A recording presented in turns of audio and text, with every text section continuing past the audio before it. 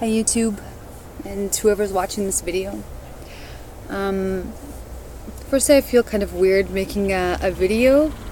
I've never really made a video for YouTube before, so I feel kind of awkward here, sitting in my backyard talking to myself.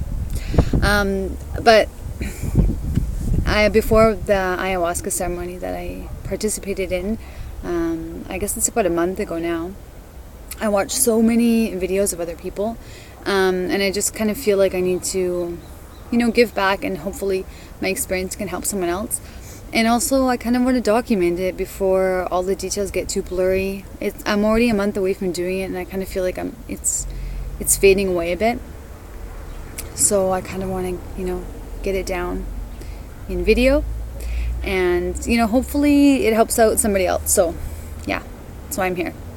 So I participated in my very first ayahuasca ceremony a month ago, and almost a month ago, and I'd had it on my radio for like 5 or 6 years, maybe, since I first heard about it. Just looking up alternative healing and medicine, and came across it, and I was super intrigued by it. I read a bunch of stories, and I knew eventually I would get around to doing it, to trying it. And I did it here in Uruguay, where I live. I'm Canadian, but I've lived here for like 13 years or something, so it was actually really close to my house, the ceremony. Strangely enough, I could have ridden my bike there, it was so close. But I ended up going with a couple of friends. And everyone in the ceremony was, I guess I'll go back a bit. It's going to be hard to keep everything in order, especially during the ceremony, because everything just kind of gets, jumbled around. I prepared a bit. I'm not going to explain what ayahuasca is, because I'm sure if you're watching this video, you already know. I'm just kind of going to get into it. If you want to know what ayahuasca is, look up what is ayahuasca video. There's lots out there. So I prepared before, I think about 3 weeks. Once I actually officially decided I was going to do it, I started, eating really healthy. I already eat really well, but I wanted to, just clean up my diet a bit more. I stopped drinking coffee. I went through the, 3-day headache mayhem. And just, no refined sugar, no processed food, just kind of cleaned up my diet a lot more. And yeah, just started kind of also thinking about what kind of things were going to come up in the ceremony. So I wanted to kind of just go into my own, shadow stuff, and stuff that I knew was probably going to come up, childhood stuff.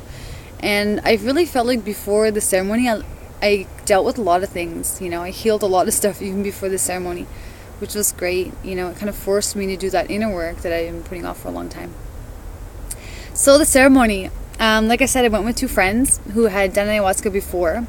And everybody, I was the only person new in the ceremony that had never done it. We got there and everyone was wearing white, as the shaman had asked. He doesn't really refer to himself as a shaman, I think. I think he'd been practicing for about 10 years. But it wasn't, I guess, like a traditional ceremony. He played music, which was super interesting. He had music playing from his computer, a bunch of different things, but it wasn't like the traditional shamans, I guess, you would have in Peru or Brazil, with the Icaros, the traditional songs. So, it was kind of, for me, it was all new, so I didn't really have too many expectations. Anyway, everyone's wearing white. There's about 20 people there. And, I was nervous but excited. I love new stuff. I'm kind of not an adrenaline junkie, but I just love anything that's new. I love new experiences, so I was super excited, but nervous. And everyone just kind of found their place, on a mat. There's mats all around. And in the middle, they'd set up a little shrine, a little altar.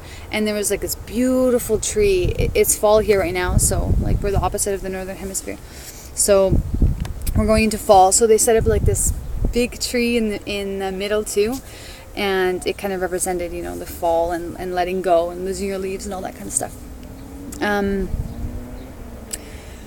And everyone was just kind of I didn't know what am I supposed to do, meditate, or I just kind of watch everybody else, what they were doing, and tried to kind of focus and, calm down a bit. The shaman kind of explained a bit, what was going to happen, and then each person went up one by one to take the medicine. And he had all these different brews there. There was like 4 different bottles, and one of them was like, a thinner one, and they like varied in color, a lighter one that was more thin, and there was like a darker, like molasses looking one. And each person went up, and he said a little prayer or something to the medicine and blew tobacco in it. And the whole ceremony was super interesting to me, like just how they set everything up. The shaman did it with his wife as well, which I'll get into her importance for me personally anyway during the ceremony. And yeah, we just went up one by one, and they didn't call you up. Everyone just kind of like, someone would be taking the medicine and someone would just stand up on their spot, so like you knew all they were going to go next. And it was all just very, flowed really well. And okay, I'm just making sure it's still recording.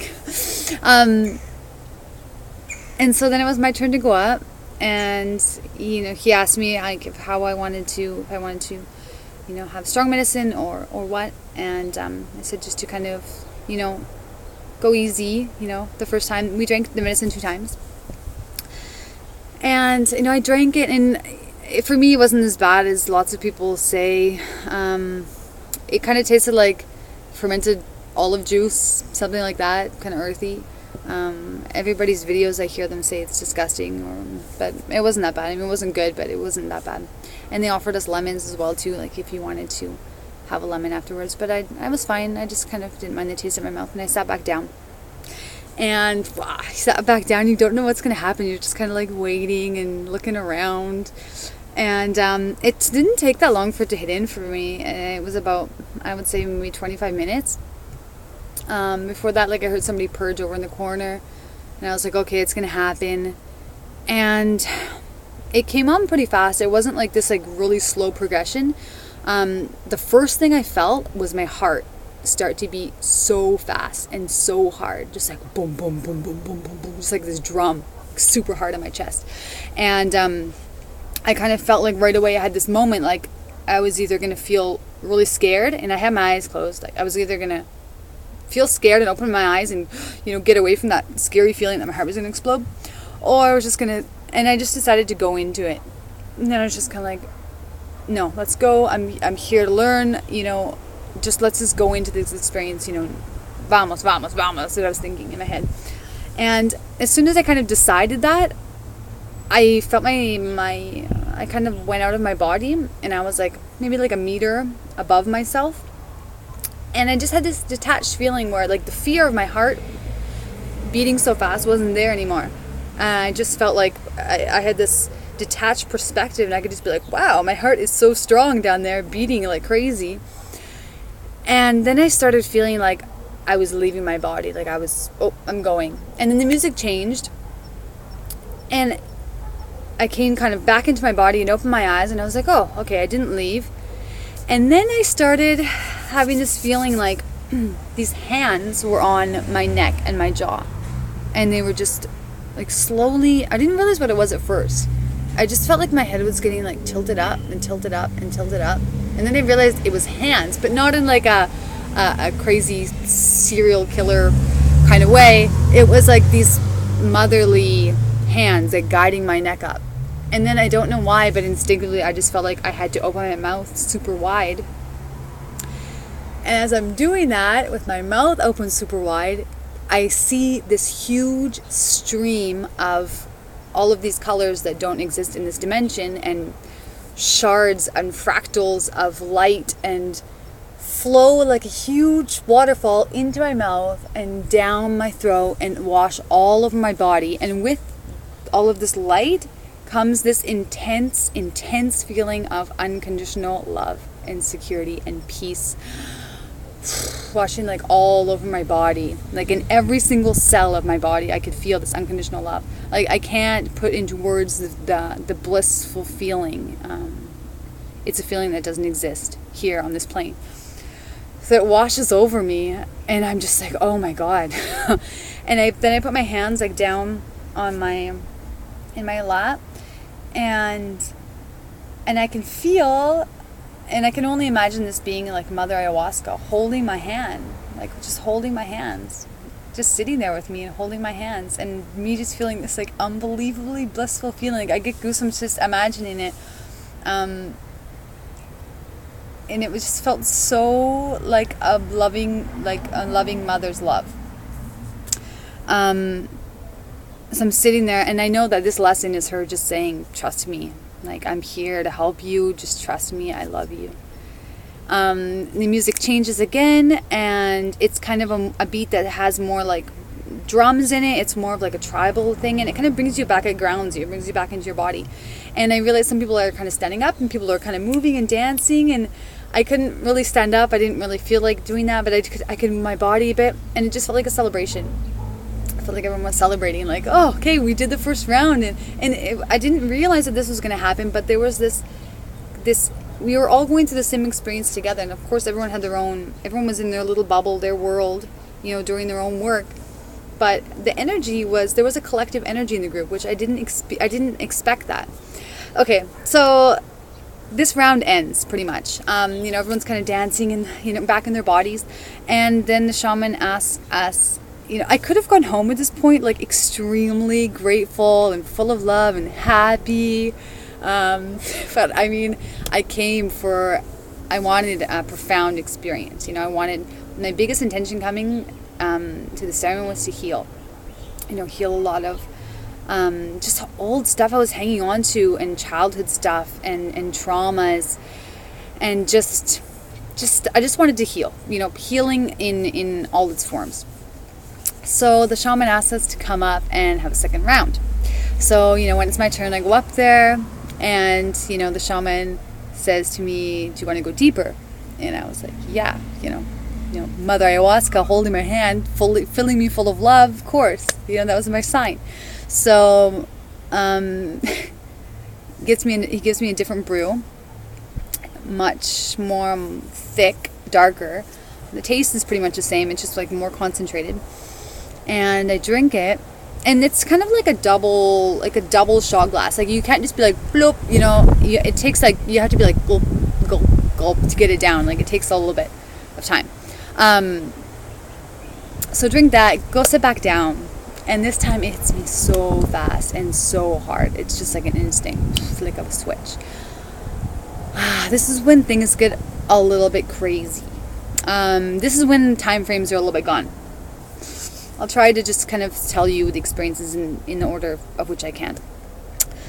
So it hits me super fast. The heartbeat thing starts, then I'm just like, woof, here we go. And I'm into it mentally. I'm thinking, okay, let's go. And then I'm just like shot into this beautiful world. Like, it's not just like I'm seeing visuals, and no, I'm just like shot into this other place. It's like another dimension, but I still exist. I still have my body, which I'll get to later. I disappear later. So I'm in this beautiful place, and I'm seeing all of these unbelievably beautiful images. Like, and it's all like symmetrical and fractals, and it's so beautiful. I'm sure if I would have opened my eyes, I would have been in, the ceremony and seen other people, but I was just I wanted to go deep, deep, deep. So I kept my eyes closed, and I was seeing all of this beautiful stuff. It was so beautiful. And I remember making sounds, realizing I was making sounds out loud, just like, oh my God, like, this is so beautiful. But I didn't really care. And it's not just what you're seeing, but it's what you're feeling. So all of these visuals carry with them super strong emotions. So I'm feeling something beautiful, but I feel the beauty. I feel the intensity. Like, and not just where you're feeling something, it's a feeling where you feel it in every cell of your body. It's like a super deep feeling. So I'm seeing all this beautiful, beautiful stuff, and then I start to feel like these two kind of spirits are coming onto me, like from above, and I have the feeling like they are healers or doctors of the spirit world, something like that. And I feel like they do this like scan over on my head, like this laser scan, and I start feeling this buzzing in my temples, and this buzzing right in the back of my head, and I feel like, well, okay, they're just like working on my brain, like, you know, rewiring, fixing some stuff in there. And then I'm still in this world of like, it's weird because there's like lots of stuff going on at the same time. It's not like I'm like in the beautiful world, seeing all this beauty, and the doctor. It's like everything's happening at the same time. There's like different layers. It's just, it doesn't make sense to talk about it in the English language or any language, because it's otherworldly, all of these things that you see and feel. But I'm trying to explain as best as I can. So, okay, this is when it gets kind of crazy. So I'm feeling this intense, beautiful stuff, and I'm kind of like, wow, like this is really beautiful, but like, you know, where's the healing? You know, where are the deeper lessons? You know, and yeah. So here they come. So I'm feeling all this tensity, but then it starts to get really intense, and the visuals are getting more intense, and the feelings are getting more intense. But now they're not only beautiful, they're mixed with all of the feelings that you can ever feel. So I'm feeling anxiety, I'm feeling love, and then and it's every 2 seconds it changes or less. It's just like love, desperation, anger, sadness, beauty, blah, blah, blah, blah, blah. You're just feeling all of these super strong emotions over and over again. And then I kind of start to feel like I was kind of losing myself. Like I was getting lost, and it was getting more and more intense, the feelings. And I was kind of losing myself. And I could feel like this inner struggle where that was happening. And the more that I tried to fight it, like the more I was getting lost in it. Until all of a sudden, I didn't exist anymore. I was in this world, and I didn't exist anymore. I couldn't open my eyes. I didn't have a body. I wasn't Jessica. There was no time in this place. Like time didn't exist. And I didn't know if I was stuck in this intense world of intensity for, you know, 1,000 years or 1 second. It just kept coming on. And all I can really equate it to is like, if there's like a body of water and you have like a hose underneath, and you see, you know, the way it bubbles over the water. This is how the images changed. They just morphed one into another. It was in my face, and it's all I could feel for so long. And it doesn't sound that bad when I talk about it, but it was like, it was so overwhelming. It was so overwhelming, the intensity of feeling constantly all of these emotions over and over, and I remember thinking like, oh, I don't want to do this anymore. Like I can't feel. I'm so exhausted. Like I can't feel anymore. And then I started getting to this place where it was getting more and more intense. And then I was having like this, you know, when you realize something and you have like that aha moment. That's all that existed, was the aha moment forever. It was just aha, forever. And it was like and I could feel like I realized something, and that's all. That didn't go anywhere. There was no past or present. It was just aha for all of eternity. And it really sounds silly talking about it now, but it was really horribly depressing because I couldn't leave that place. I just thought, and I remember thinking like, is this life? What is life? Is this life? But wait, I'm nothing. There's nowhere to go back to because I don't exist. There's no Jessica. My name's Jessica, by the way. Nice to meet you. And it just didn't end. And I just wanted, and I slowly started feeling like I couldn't exist anymore. Like I just wanted to turn off the switch of my brain and the thoughts. But I just couldn't. It was just this aha moment. Wow, images, blah, blah, blah, blah, blah, forever. And I was so tired. And I just wanted to get out of that place, but I couldn't go anywhere. And after, I don't know, a million years in my mind, I slowly started to kind of like come back into my body. And I'd have this moment where I just kind of like, I felt like I had a body. Like I realized that. And I'd be like, oh my God, do I have a body? And then I'd open my eyes and I realized that I had like a body, and I was I was so overwhelmed with joy to realize that I had legs and feet, and I was like hitting my legs and hitting my feet and being like, oh my God, I have a body. I was probably saying that in English, I have a body, you never don't speak Spanish. And I was so happy, and then I'd slip back into that horrible world of the images and the sensations and the feelings. And then I started on this even more horrible loop where, don't worry, it gets better. We'll get to all the healing, beautiful stuff. This is just the crappy part of the night. But it has a lesson. which we'll get to. I'm still recording. Okay. And I'd wake up, realize I had a body, celebrate, slip back into the horrible world. And the loop kept getting longer and longer and longer. So, for example, I'd wake up, realize I have a body, look up beside me. Oh, that's the guy, one of my friends that I came with, but I couldn't remember who he was. I didn't remember his name. I just realized I recognized him. I didn't even realize who I was yet. I had to remember everything. I had to remember, and I'd hear the names of I'd hear the name of my husband, but I'd have to remember that I had a husband. I'd hear Marco, and I'd be like, who's Marco? Who is that? Oh my God, is that my husband? I have 3 daughters, and I had to remember my daughters. I had to remember that I had 3 girls, and I would have to use them like a lifeline, like their memory, and be like, oh my God, Mia, I have a daughter named Mia, and I'd mentally be grasping onto that piece of memory, like trying to come back to myself. So I'm doing that at the same time as running this horrible loop, which was like a video game in my mind, where I'd wake up, realize I have a body, celebrate my body, recognize the guy, look around the room, slip back into the horrible feeling world. And this would go on and on and on, and the loop would get longer and longer.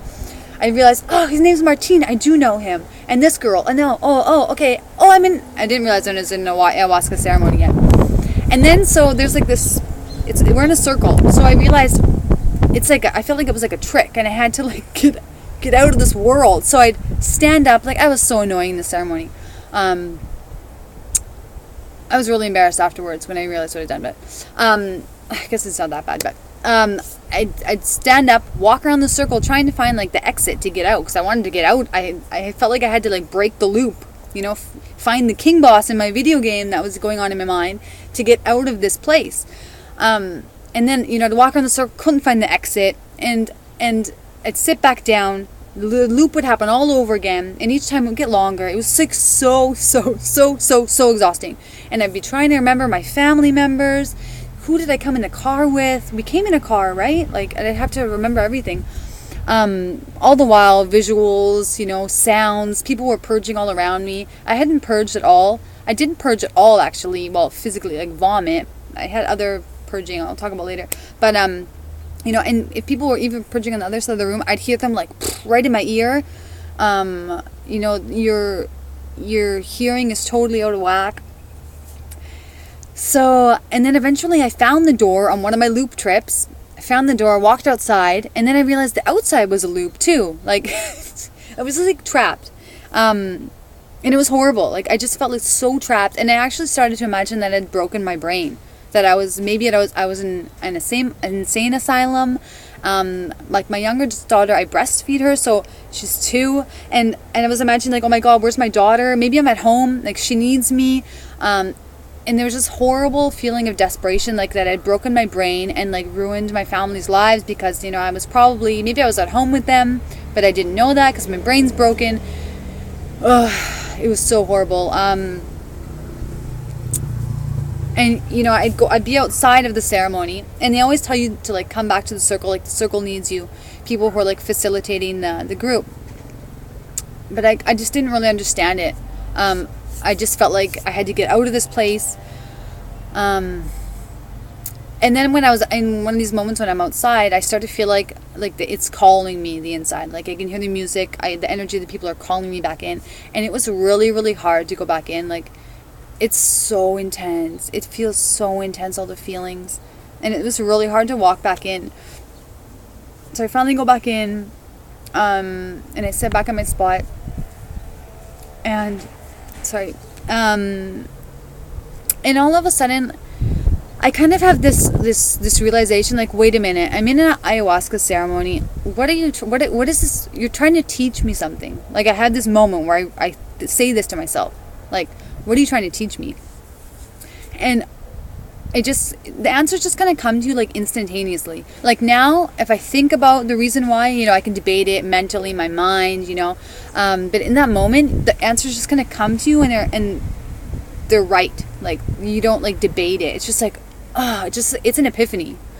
And I realized that she was showing me these patterns that I do in my life that don't serve me any longer, your mental patterns, and it could be anything, like the way you wake up in the morning, like what do you do, what is your routine, the way you react to certain people, the way you react to anger, or just patterns that no longer serve you, I self-sabotage myself a lot.